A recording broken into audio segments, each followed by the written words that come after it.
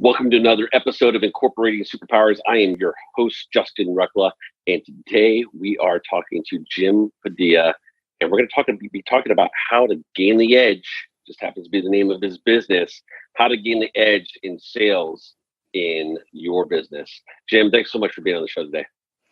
How you doing, Justin? Good to have you, man. Glad to be here. I'm excited for this conversation because I think you bring something to the show, to the business world that, we all know you have to do sales, right? For some people, it comes super easy, right?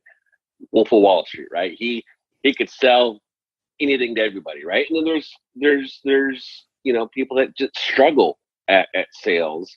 But ultimately, at the end of the day, it doesn't matter what you're doing to help somebody. You have to be selling something, right? Right. And so talk to me a little bit about, and actually real quick, if you're listening to this and you're struggling with sales, Jim is in the Clear Business Directory. You can go check out his profile. He operates from a place of transparency, which is huge, especially in the sales industry. There's so many people out there that are not operating transparently, and you can just call BS. You can see them a mile away. You can smell them when they're standing on stage.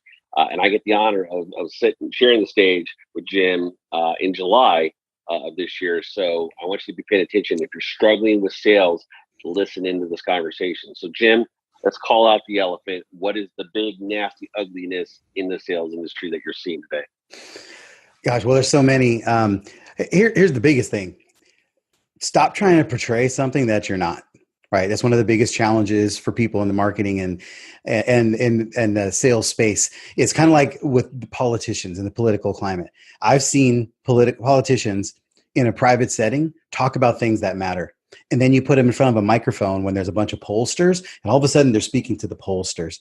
I'm like, dude, that wasn't what you said when I saw you say it over here. Over there, it mattered. And over here, it just sounded like some canned response.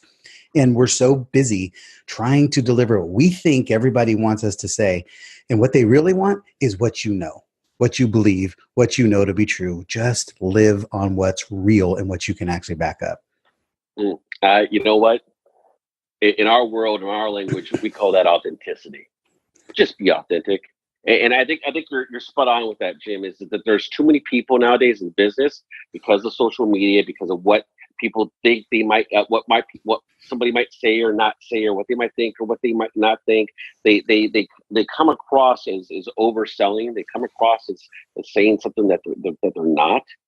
And really, what people are looking for, and it really doesn't matter what sector you're in or what industry you're in, just show up authentically. And we've lost so much of that today. So what are some things that you share with your folks on how to do that?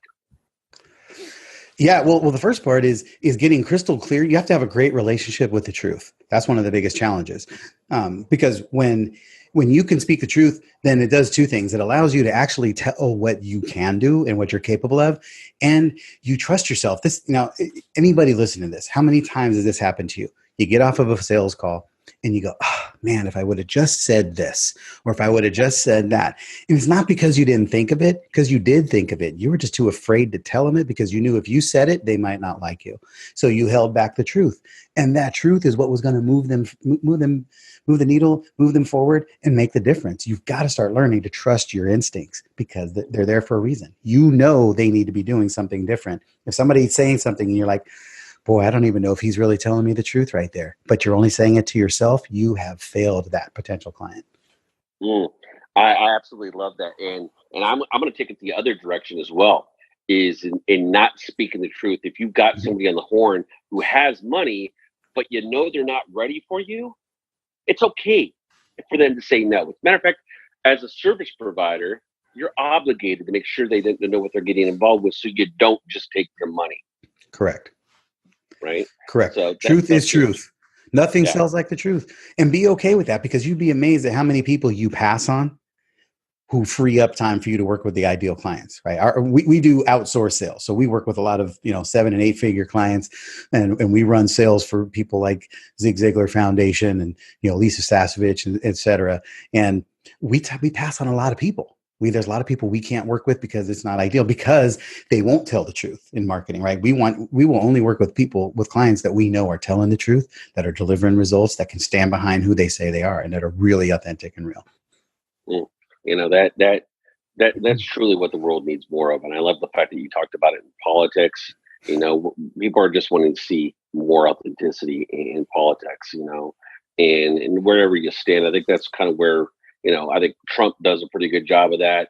I think Gary Vee in business does a really good job of that. There's a lot of people that are really good at doing that and modeling that, but it takes practice, right? You got to be able to overcome that fear. One of my very first sales coaches, I'm having her back on the show. One of the things that she told me was, you just got to do it. You just got to walk through it. So how do you work with your clients in getting them to that place of being able to sell from a place of authenticity? Well, we run it we have two different arms. We have our outsource, and then we have an peak performance network where we help keep people optimizing. And it's not about being a rock star salesperson. It's just about being crystal clear about who you serve and how. Right. So if you're an expert at what you do, you should be able to talk about it 7 days a week and, twice on Sundays and have no problem. And you don't have to worry about making false claims and false promises, because it's not going to come up, because you're the expert.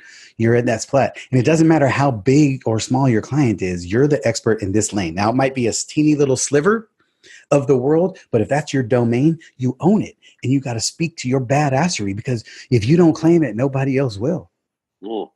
That is, I think that's the key ingredient, right? You are the boss of you. You know your niche. Nobody else knows it. Own that. All day. And I think what it is I think what happens is entrepreneurs and business owners, especially those that are in startup mode, get caught in this place of fear, because they know what's on the other side of that is their greatness and being able to help people, right? So what is one of your superpowers? What are one of the things that you see that you use as a superpower in your business? Number one is we've got this insane ability to attract amazing people. So we bring amazing people into our world, both clients and team. And then we trust them. We surround them with the right environment, equip them with the tools they need, and we trust them to do what they say they're going to do. And we let them have the freedom to roam. And then the other part is, we've been blessed with this ability to help infuse, we call it a brand assimilation. Like, we can step into any environment and influence that environment into our direction, which is what makes us awesome in this space. Because, I spent my whole life as an abused kid and in foster care and living on the streets and in jail, learning how to bend the will of the people around me to lean my direction, primarily because that was the only way I wasn't going to get beat up or get killed. And then, little did I know 20 years later that I'd be making millions of dollars teaching people how to influence people around them to trust you enough to let down your guard so that you can give a credit card and buy something. Because the most of the time, the reason people don't buy from you is not because they don't need what you have. It's because they're too busy trying to protect themselves to actually listen to you. Yeah. And it's important that you can help them diffuse that situation, so they'll actually lean in and listen and find out that what you're saying matters. I absolutely love that. In superpower terms, superpower experts, that's something that we call energetic manipulation. So folks, if you've been following us for a while, what Jim is talking about here, that ability to bend the will of others and whatnot, that is a level of energetic manipulation. It is a superpower. And a lot of you probably are experienced with this and you didn't know what it was, but this is why I'm doing this show, is to show you how people like Jim are applying these superpowers. That's what the show is called, Incorporating Superpowers into your life. And this is something that Jim has been able to do, like he said, all of his life, to be able to bend the world to his outcome and bring people into that energy space and using those powers for good. Jim, I absolutely love everything that you're saying. It is so needed in business today. More and more people need to be able to tap into that kind of superpower, get that kind of training, and how it applies to business. It's absolutely important. Where can people go find more information about you? Yeah, the best place, say, find us on Facebook. we have a group called See You at Seven. It's SEEYOUAT, the number 7. And we're all about helping you scale your business to that first 7 figures or helping you get to that next 7. And we're here. We share everything. We share the insights that we learn with all the thousands of campaigns that we serve. We run 25,000 sales conversations a year as a company. And we share all that knowledge with people so that it's not about sales training. It's about you peak performing and optimizing yourself as a human being, which leads people. You show up as a higher version of yourself, and it automatically calls other people up to that version. And from there, people make powerful decisions. This is good stuff. Stay tuned. We're going to be right back because we're going to dive into some of the meat and potatoes here of some even more of Jim's superpowers and how you can apply these things to your own business.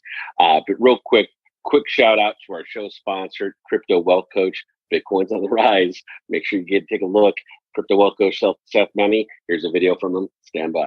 Are you an entrepreneur who speaks at conferences? Have you attended a conference and seen someone on stage you know is guilty of bad business practices? If you want to stand out from the crowd and give your prospective clients peace of mind, then make sure your business is in the Clear Directory. All of our members operate in transparency and are screened annually for frauds and scams. Stand out from the crowd and get in the Clear Directory. Visit clearbusinessdirectory.com/join to sign up today. Welcome back to Incorporating Superpowers. I'm your host, Justin Reckla. And today we are talking to Jim Padilla from Gain the Edge, talking about superpowers, sales, authenticity, the whole shebang. Jim, this is one of the reasons why I love going to CEO Space, because it's unlike any other business conference out there. Folks, if you've ever been to a business conference, there's a little bit of information from the front of the stage, and then it's run to the back of the room and buy my shit, right? CEO Space is anything but that. And this is why I love the fact that Jim's going to be joining us at CEO Space, because it's all about giving, contributing, showing up in full authenticity, and trusting that the universe is going to provide the clients that you just pick up naturally when you show up from a place of authenticity. I know, because it's what we've been doing for the last 8 years and why we continue to go back and contribute to that organization. So Jim, I'm super excited to see you at an upcoming forum, and I think the network is going to be extremely blessed that you're coming to be a part of it. Outstanding. Now I want to dive into this a little bit more with you. All right. How long did it take you before you really hit your first 7 figures? And at what point in time in your life did you realize that you had the ability to help other people do the same? Well, I've had several very successful businesses in the past that have all ended up crashing and burning at one level because of some crazy entrepreneur mistakes.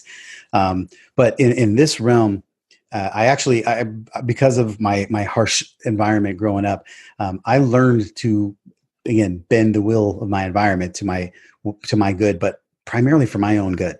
I really learned that I had to take care of me. So in order for me to win, I thought everybody else had to lose. So I made sure that I used my influence to take from others. And in 2008, I was in mortgage, and I was a big part of the whole industry bus because I put a lot of people in loans they had no business being in because I got paid a lot of money to do it. And in summer of 2008, I put a woman in a loan, 72-year-old woman who had a loan she had no business being in. I saw her daughter at a gas station that summer, and she came up to me and said, "You're a crook and you're a liar, and my mother is living in that car, and you deserve whatever comes your way." And right in that moment, I knew she was right, and I had nothing to say. I really wanted to die in that moment. I was hoping a car would run me over, something would happen, because I did not want to deal with the reality of that moment. And everything kind of came rushing back to me where, all these amazing skill sets that I have, and that I've been doing it for the wrong purpose. And I realized there has to be a better way. And so I learned in that moment, I decided I'm going to take everything about the sales process that was no good or harmful or didn't feel good, throw it away, leave in everything that felt good and was of service to other people. And that's how I was going to sell from now on. And so I literally just started focusing on how do I show up to give and to serve. Give and serve and problem solve. Just like Zig Ziglar says, we want what you want. You got to help enough people get what they want. And that became my sole mission. And that was 2008. Now we're in 2019. We make millions of dollars. We sold over $250 million for our clients. We win this way. We literally, when we sell for people and we teach, we do not show up trying to close a sale. We show up trying to help you find what you need. And if that means hooking you up with somebody else, selling you something different, not selling you anything, whatever it takes, it's all about you getting crystal clear on what you want, making sure, challenging you to make sure you're ready to actually go pursue it, and then helping you be accountable enough to take the action and move in that direction. And if you've done everything right, you probably positioned so they're going to want to buy from you to help make that happen. But that's not the point of the conversation. Get on phone calls to help solve people's problems. That's all I do. I literally, guys, my calendar is full. And all I do is talk to people about solving their problems. Many times it's with me, many times it's with others, but to the tune of millions of dollars, the benefit is always a win because we're not worried about the outcome. We're worried about them being taken care of. You know, that as you were sharing that story, first and foremost, thank you. I mean, I could feel you in that space. Folks, it doesn't get more authentic than that. I mean, that's what we call a moment of clarity. Yes. In recognizing that what you're doing, while it might be working, what good is it putting out in the world, right?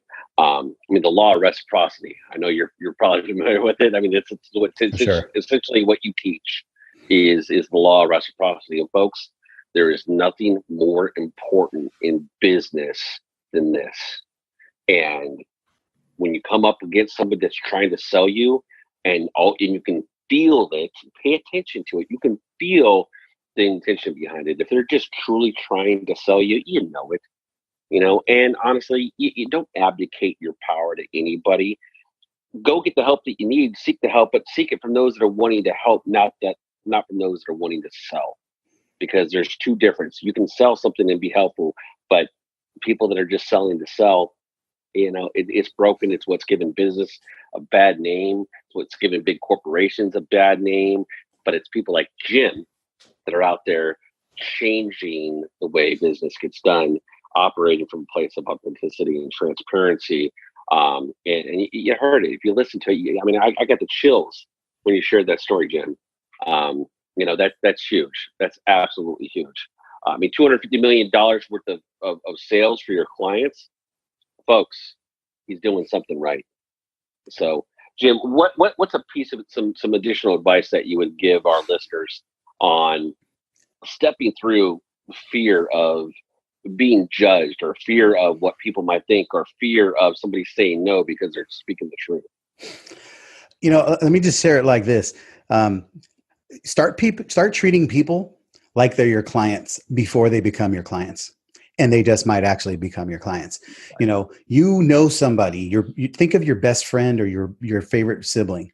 And if you were out to coffee with them today and they said something like, man, my business is struggling really bad and I don't know what to do about it, but I have a solution over here, but I'm just afraid to do it. So I'm not going to do it. I'm going to wait till next year. What would you say to them if that was a person you actually cared about? You would say, dude, pull your head out, get in this program, solve this problem. You are not waiting till next year. You can't afford to wait till next year. You would say that to somebody you care about, but you won't say that to somebody on the other end of the line. But you're going to try to profess that you care about them. If you actually take the initiative and treat those people like they were already your client, they just might become your client.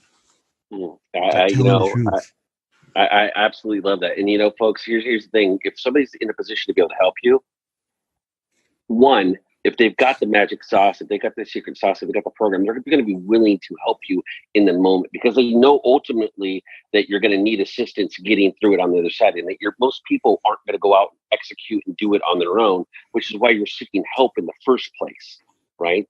And so if they're withholding information, if they're withholding, saying I can share that with you, but it's going to cost you $5,000, $10,000, $15,000, there's an issue with that. Because if they're from that place, they're doing it from a place of scarcity and fear. But if they're like, hey, here's some information, you're not ready financially, I get it. Well, here's some information, take a step forward. And they're treating you like you said, like Jim said, like you're their client already. That's completely different. And you know, and if you do that with your own clients, forget about it. You're going to scale up so fast. You're going to be bringing in so many new referrals and leads. It just, the law of reciprocity, the universe will provide that. Jim, I could talk about this kind of stuff for days. Again, where can our listenership go listen, go find more information about you? Like I said, you can find us on Facebook at See You at 7 Facebook group. You can also check out my podcast. It's salesunscripted.com. Check it out. We got, there's some good interviews on people scaling business. And there's a lot of me just ranting about a lot of the great stuff that'll change your mind, change your life if you let it in business, and change how you do sales. I love it. I love it. Go check it out. We'll make sure we have a link for Jim's group down below in the show notes. A link to his podcast down in the show notes. Make sure you check it out. Jim, thank you so much for being on the show today. I can hardly wait to meet you in person in Dallas. And yeah, looking forward to it. I'm sure we're gonna have lots of conversations. So I appreciate your time with us today. All right, right on, Justin. Thanks a lot. All right, buddy. Thanks so much. Bye.